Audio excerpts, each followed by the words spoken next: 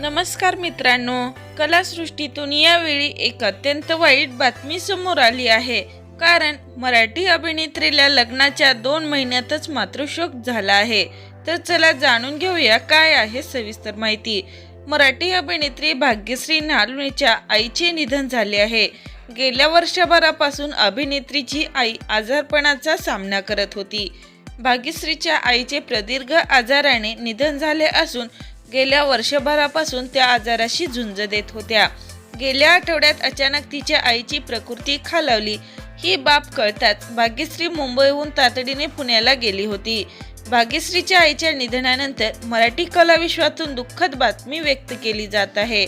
तसेच भाग्यश्री सुद्धा खूप भावूक झाली आहे. आता माझ्या आईचं कधीच फोन येणार नाही आणि देवा तू आई माझी का नेलीस असं म्हणत भाग्यश्री खूप भावूक झाली आहे. तर मित्रांनो, भाग्यश्रीच्या आईला आपल्या चॅनलकडून भावपूर्ण श्रद्धांजली.